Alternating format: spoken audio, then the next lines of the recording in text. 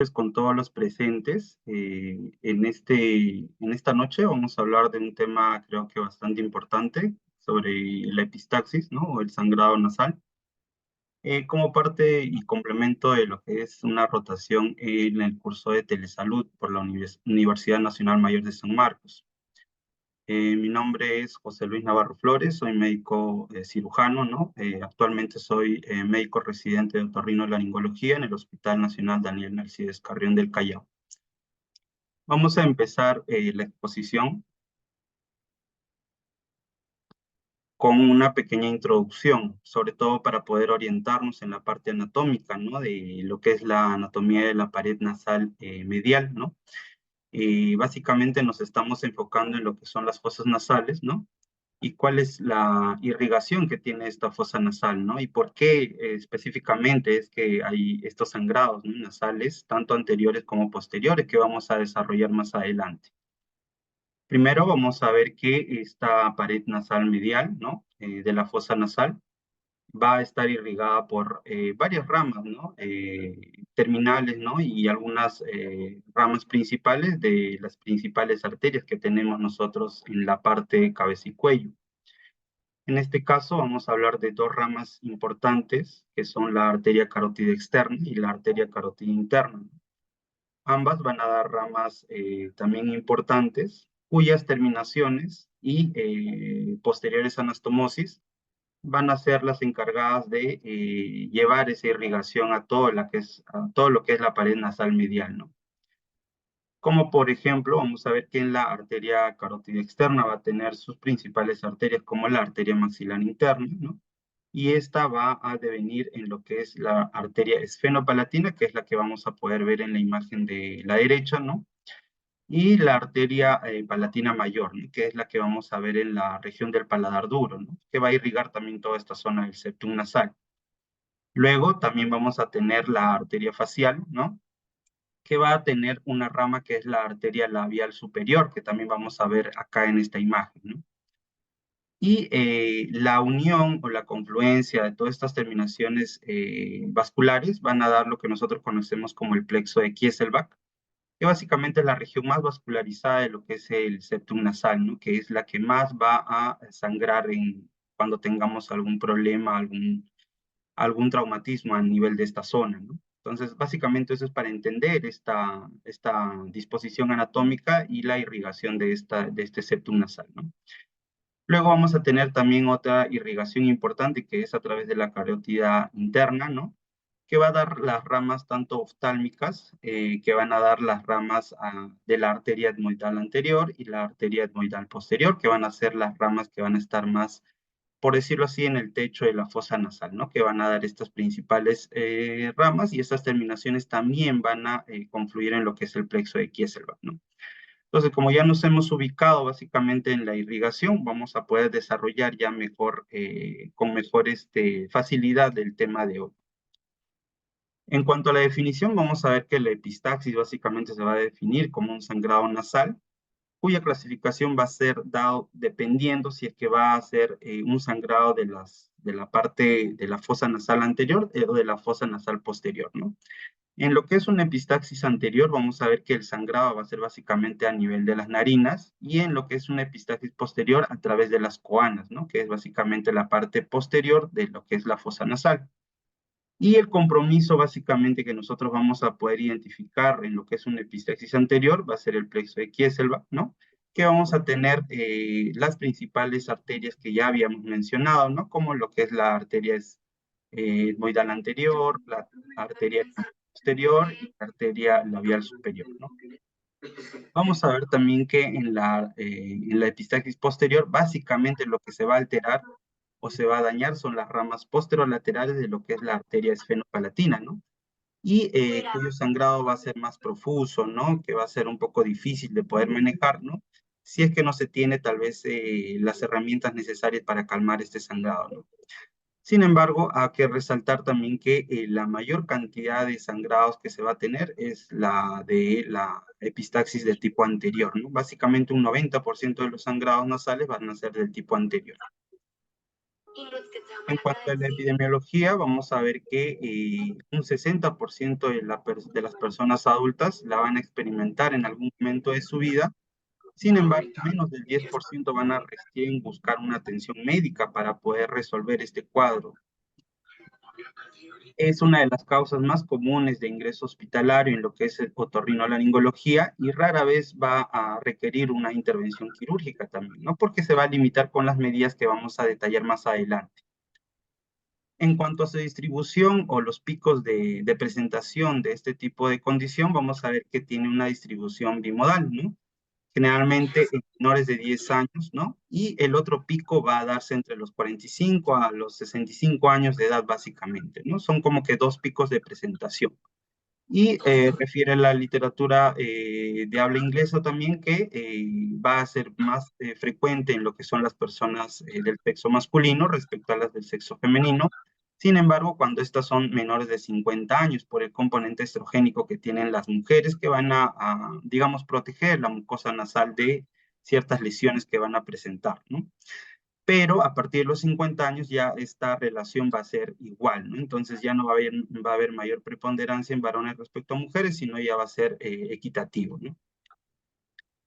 En cuanto a las variaciones estacionales, se ha demostrado también que va a estar predominantemente en lo que es presente, en lo que son los meses de invierno, básicamente por una resequedad de las mucosas, por las infecciones respiratorias del tracto superior también que se van a ver en estos casos, ¿no? Que van a condicionar a que podamos presentar epistaxis también en este tipo de condiciones. En cuanto a la etiología, vamos a ver que es muy diversa, muy variada, ¿no? Una de ellas y que tiene que ver con la presentación pediátrica va a ser básicamente la manipulación, ¿no? De esta zona bastante vascularizada. Por ejemplo, el hecho de hurgarse la nariz en los pacientes pediátricos va a ser una posible causa, ¿no? De epistaxis de tipo anterior, ¿no? También mencionan que cambios en lo que es la temperatura y la humedad del ambiente va a hacer que la mucosa nasal esté un poco más friable y pueda sufrir de sangrados también de tipo anteriores, ¿no? Como en un caso de ambientes secos. En cuanto a pacientes que tengan alguna condición como una rinitis alérgica, vamos a ver que va a haber un incremento de lo que es la vascularización en esta zona, ¿no? Y va a haber una hiperemia de estas mucosas que van a condicionar a que puedan presentar mayor grado de epistaxis de tipo anterior, ¿no? En pacientes pediátricos también que podemos observar nosotros la presencia de cuerpos extraños que van a condicionar las epistaxis, ¿no? Pero este va acompañado de una rinorrea mucopurulenta tipo fétida, ¿no? Que va a estar acompañado de este cuadro de epistaxia. Luego vamos a ver en pacientes que vayan a utilizar algún tipo de sustancias, algún, Sí, algún pero tipo de entre sustancias de tipo, 12 como por minutos ejemplo después. drogas. Vamos a ver que pacientes que vayan a inhalar drogas a través de las fosas nasales por un mecanismo de escoriación crónica y unas microperforaciones a través de esta mucosa nasal, van a ver que van a presentar este tipo de condición, ¿no? Luego vamos a ver también que muy característico en pacientes jóvenes, ¿no? Sobre todo del sexo masculino, los traumatismos faciales, ¿no? Tanto por accidentes de tránsito o por peleas, ¿no? También pueden ser causas de epistaxis de tipo anterior, ¿no? O posterior también en algunos casos. Y en algunos pacientes, ¿no? Que vayan a tener algún tipo de trastornos de la coagulación, como por ejemplo pacientes que estén anticoagulados, pacientes que sufran de problemas de los factores de la coagulación, como hemofílicos, como pacientes que sufren de enfermedad de von Willebrand, también tienen esta condición, ¿no? De epistaxis recurrentes, ¿no? Muy bien, y ahora que ya sabemos cuál es la etiología de este tipo de condición, vamos a hablar acerca de la evaluación inicial que nosotros debemos hacer en este tipo de pacientes, ¿no? Por ejemplo, cuando tenemos un paciente con una epistaxis, tenemos que valorar mucho lo que son las vías respiratorias, ¿no? Debido a que el compromiso de estas vías puede condicionar el agravamiento de la clínica de los pacientes, ¿no? Y también es importante evaluar la estabilidad cardiovascular y hemodinámica, ¿no? Debido a que el sangrado profuso, ¿no? Va a tener un componente hemodinámico muy importante, ¿no? Incluso los pacientes pueden llegar a estar en shock hipovolémico, ¿no? Y pueden fallecer en plena emergencia, ¿no? Por eso es importante también esta valoración, ¿no? y hacer una buena anamnesis, es que también es muy importante, ¿no? Por ejemplo, unas condiciones que vayan a predisponer el sangrado, ¿no? Como el uso de anticoagulantes, ¿no? Y también las características de lo que es la epistaxis, ¿no? El momento de presentación, con qué frecuencia se presentan, ¿no? Si es que es frecuente, si es que es episódica, ¿no? Y lo que es la gravedad de esta epistaxis, ¿no? Un sangrado anterior respecto a un posterior, sabemos muy bien que el posterior condiciona muchas veces a compromisos hemodinámicos, ¿no? La literatura también menciona que no es necesario hacer unas pruebas de anticoagulación de rutina, ¿no? Sin embargo, se va a pedir estas pruebas solo cuando el paciente se anticoagula, ¿no? Si tenemos antecedentes de que el paciente toma algún anticoagulante, es importante ver su INR para ver cómo es que está manejando estos trastornos de la coagulación, ¿no? Y también podemos pedir en pacientes que vayan a tener una hemorragia masiva o de tipo prolongada un examen básico como es el hematocrito, el grupo y factor, las pruebas cruzadas, sobre todo para poder transfundirle paquetes globulares si la situación lo amerita, ¿no? Y la colocación de lo que son las vías periféricas, ¿no? Generalmente se le coloca dos de gran calibre y se le pasa cloruro a chorro porque el paciente muy probablemente se vaya a chocar si nosotros no actuamos a tiempo, ¿no? Ahora, ¿cuál es el manejo, no? El manejo muy importante que creo que todo médico general debe poder, digamos, orientar a sus pacientes va a ser la compresión digital, ¿no? Si es que nosotros tenemos un sangrado nasal anterior, la compresión digital muy probablemente, si se ha realizado de la manera adecuada, va a parar ese sangrado inmediatamente, ¿no? Y no va a necesitar ningún tipo de, digamos, de ayuda necesaria o adicional a lo que le estemos haciendo a ese paciente, ¿no? Pero ¿cómo debe ser esta compresión digital, no? Va a ser mínimo de 10 minutos, 10 a 15 minutos menciona la literatura, ¿no? Y tiene que ser en la zona alar, ¿no? Sobre todo contra el septum nasal, como podemos ver en la imagen, ¿no? Y eso lo puede hacer todo paciente en casa, no es necesario que venga a nuestra consulta para nosotros poder realizarle este tipo de manejo inicial, ¿no? Y otra de las posiciones importantes que debe adoptar el paciente con un sangrado nasal es la posición de sedestación e inclinación anterior, ¿no? Básicamente para evitar el riesgo de aspiración de la sangre que el paciente pueda estar en ese momento presentando, ¿no? Eso es como manejo inicial, como medida inicial, ¿no? Sin embargo, cuando ya viene a nuestra consulta, ¿no? Ya seamos de la especialidad o no, como médicos generales podemos hacer un taponamiento inicial, ¿no? Ese taponamiento es bastante sencillo en el sentido que lo que debemos hacer es hacer que el paciente elimine algunos restos sanguíneos, ya sea que se suene muy suavemente la nariz, ¿no? Y lo que podemos hacer a continuación es la colocación de una sustancia vasoconstrictora, ¿no? En este caso nosotros utilizamos lo que es la oximetazolina, ¿no? Al 0,05% se le echa en gotitas o se le puede echar en spray nasal en ambas fosas nasales y esto va a hacer que el sangrado disminuya, ¿no? Y lo que sigue después de ello es hacerle una compresión digital adecuada, ¿no? En lo que es las alas nasales contra el tabique nasal y tiene que durar aproximadamente de 10 a 15 minutos y con una posición erguida hacia adelante, ¿no? Para evitar el riesgo de aspiración de estos pacientes.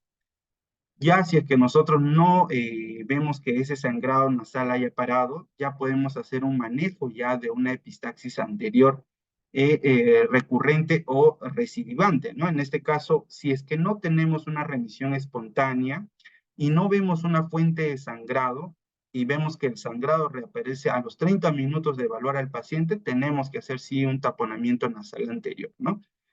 Si es que nosotros nos encontráramos ante una identificación de la fuente, ¿qué quiere decir? Que nosotros veamos dónde está el sangrado, de dónde está saliendo, podemos tener dos opciones, ¿no? Una cauterización que básicamente va a ser generar una cicatriz en esa herida que está generando la epistaxis, ¿no?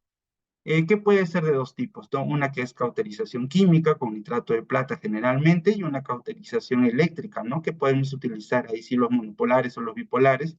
Eso ya es un poquito más manejo del especialista, sin embargo es lo que se tiene que utilizar, ¿no? Todos estos procedimientos se tienen que hacer previa anestesia local, ¿no? Porque sabemos que este procedimiento es un poco molestoso para los pacientes, ¿no? Debido a que la mucosa es bastante sensible, ¿no? La mucosa nasal es sensible y por eso los pacientes no generalmente van a colaborar o van a tolerar este procedimiento, ¿no? Es por eso que siempre se tiene que hacer con anestesia local. Cuando nosotros hacemos una cauterización química, vamos a hacer que se genere una costra, ¿no? En la mucosa nasal sangrante, ¿no? Y esto va a parar el sangrado, ¿no? Puede ser también un taponamiento nasal ya con otro tipo de elementos, ¿no? El más conocido que nosotros podemos tener, si es que la cauterización no tiene éxito, va a ser el taponamiento nasal con mechas nasales, ¿no? Como podemos ver en la imagen de la derecha, ¿no? En la cual con un instrumento llamado bayoneta nosotros vamos a hacer el taponamiento con mechas nasales embebidas con una sustancia antibiótica de tipo tópica, ¿no? Para evitar futuras complicaciones de ese taponamiento, ¿no? Sin embargo, la tecnología ahora ha avanzado y se tiene ya tapones nasales ya con elementos que puedan inflarse, insuflarse y puedan generar este taponamiento de una manera más adecuada, ¿no? Ya por último, si es que nosotros, a pesar de hacerle el taponamiento nasal anterior, no logramos que el sangrado nasal se controle, ya tenemos que estar considerando que muy probablemente estamos ante un caso de epistaxis posterior, ¿no? Sobre todo de un compromiso de la arteria esfenopalatina, ¿no? En la cual nosotros tenemos que ya utilizar otro tipo de taponamientos, ¿no? Uno de ellos que es el más utilizado es el taponamiento posterior y este se puede hacer con varios elementos, ¿no? De igual manera, como la tecnología avanza, ahora se utilizan lo que son los catéteres con balón, ¿no? Y estos catéteres vamos a ver que son de doble balón, ¿no?